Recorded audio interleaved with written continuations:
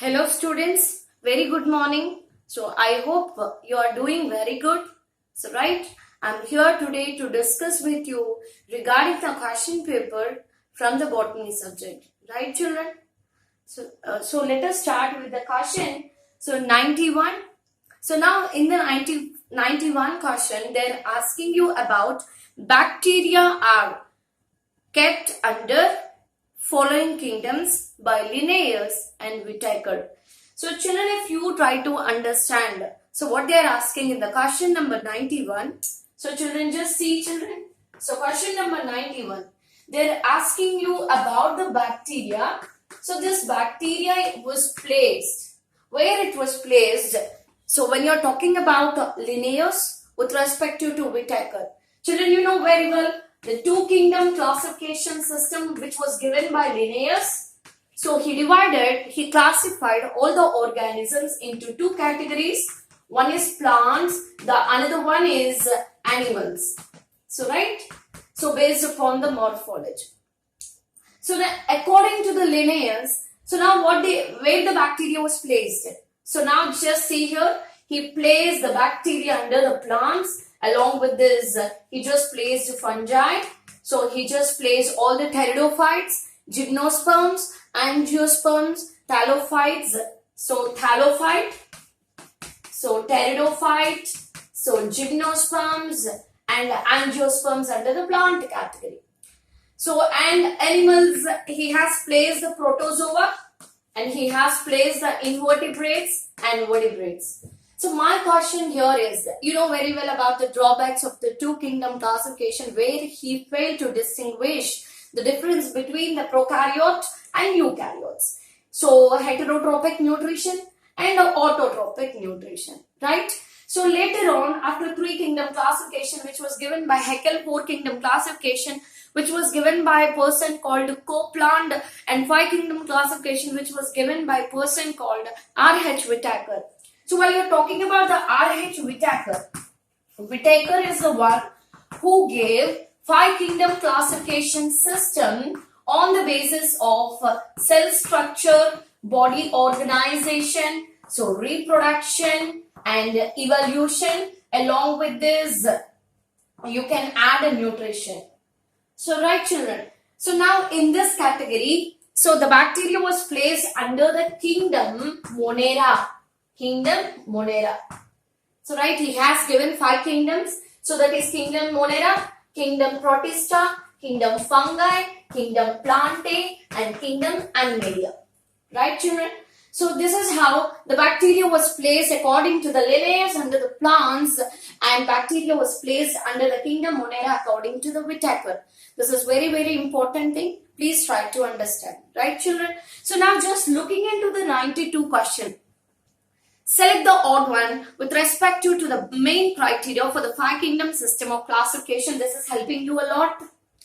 Right children, this is helping you a lot. In the option A, they have given cell structure.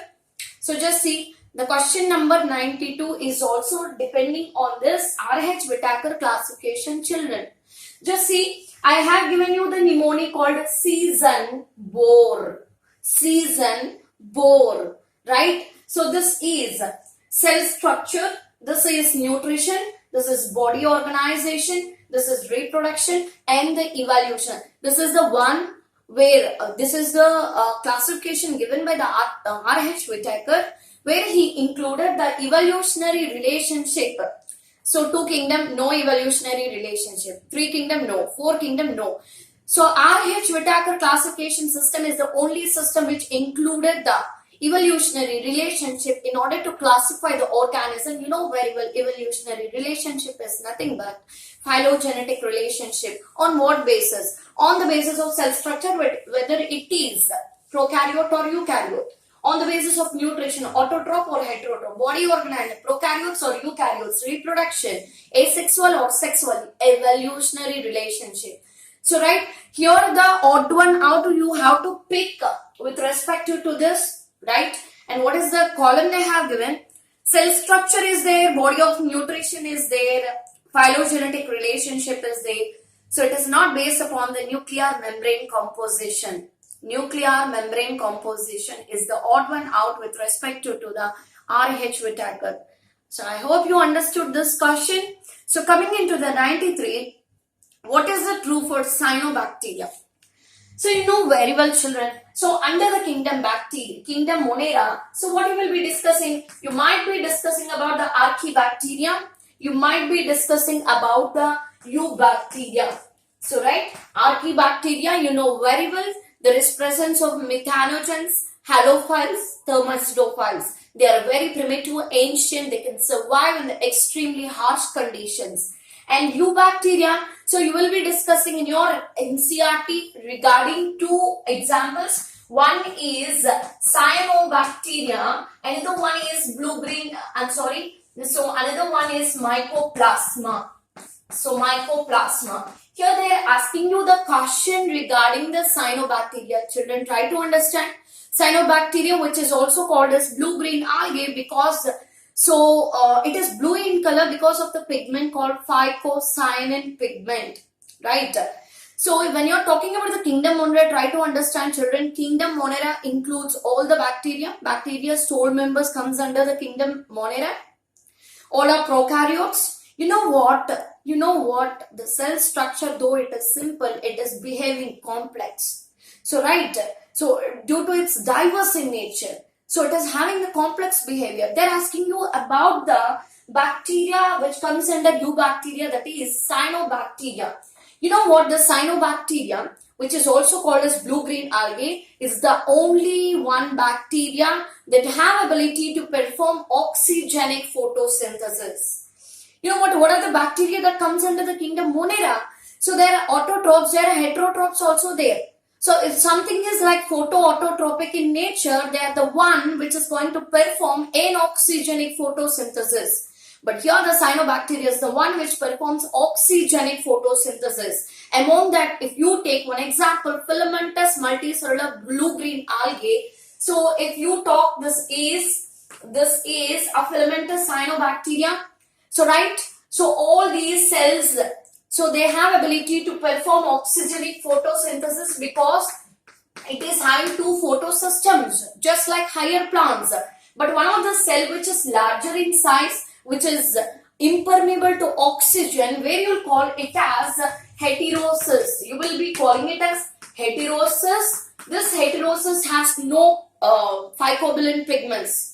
It does have no pigments to perform photosynthesis. It is just pale yellowish color. It also involves in reproduction. Right, when it comes out from the body and detaches, so detaches from the parental body, falls on the substratum, it grows into new individual. This is a heterosis which is having the thick wall, impermeable to oxygen. Oxygen entry is absent. That means the anoxygenic condition is created, which involves an activation of the nitrogenase enzyme. This nitrogenase enzyme, which is functional in the anaerobic condition, involves in the nitrogen fixation in order to produce the raw material which is available for the synthesis of the proteins. Right? So your answer is, this is oxygenic bacteria with the nitrogenase enzyme. Is that clear to all of you? Next question, children, it is all about the name some common diseases which are given below in the box.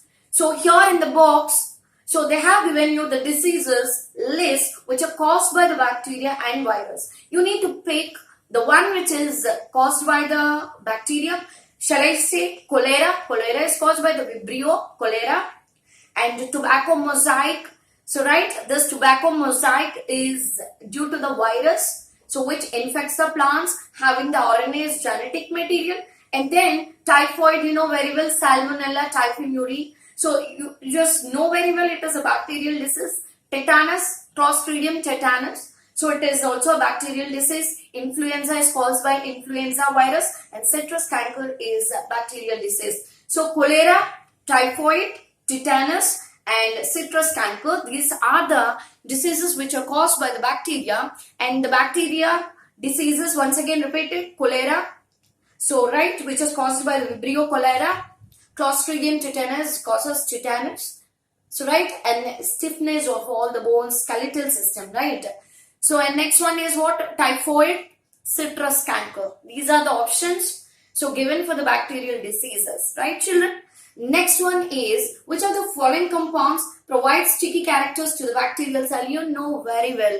So when someone asks you what is the outermost layer of the bacterial cell, your answer should be glycocalyx. The glycocalyx, which consists of mucopolysaccharides, right? So it has ability to attach the bacterial cell to the host surface, right? And also it is involved in causing the pathogenic infections to the host, right children? So it is sticky in nature. So based upon the arrangement, you can call it as capsule. So right, you can also call it as sheathing of this you can also call it as slimy layer. So right, if it is loosely packed, the glycocalyx is called as slimy layer. If it is tightly packed, compactly arranged, call it as capsule. So now they have given you the options like nuclear membrane, plasma membrane, cell wall. Cell wall is involved in the locomotion, you know very well, right? No. Cell wall of this bacteria is non-cellulosic, which is composed of peptidoglycans with NAG and NAM units, which are sugars, backbones of the cell wall. Along with this, there is presence of peptides, right? And next one is, so plasma membrane. Plasma membrane is involved in the movement of the materials into the cell and outside the cell, you know very well. A nuclear membrane, here they're talking about the bacteria prokaryote, there is no nuclear membrane. Your option should be glycocalyx. And next one is, children, choose the wrong option. They're asking you about the chrysophytes. Chrysophytes, so you know very well, the protista is divided into 3 categories. So can you please tell me? Photosynthetic protistans, where dinoflagellates. So right, what comes under that? Diatoms, euglenoids will come. All the 3 comes under the photosynthetic protistans. So right, next one is what? So next one is, so consumer decomposers, where you will talk about cellular, acellular slime moles, and the last category is, so what is that? Protozoans. Now they're asking you about the chrysophytes or golden alga. Yes, the chrysophytes are the golden alga. So right, they are also called as jaspids, which consists of diatoms.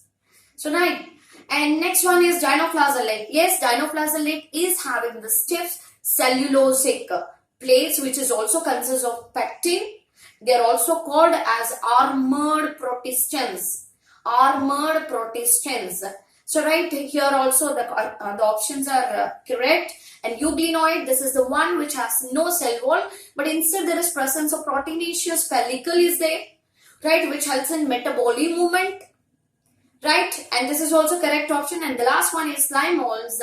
Slime moles, which comes under the consumers and decomposers. Slime moles, consumer decomposer category of the kingdom Protista. So where they are the connecting link between the plant, fungi and animals. So right here they are saying that slime moles, they form the fruiting bodies. Fruiting bodies are nothing but just a fungi-like structures. Just see here, fruiting bodies. So these fruiting bodies are formed in a favorable condition, but they are formed in the unfavorable condition. This might be your answer. And next one,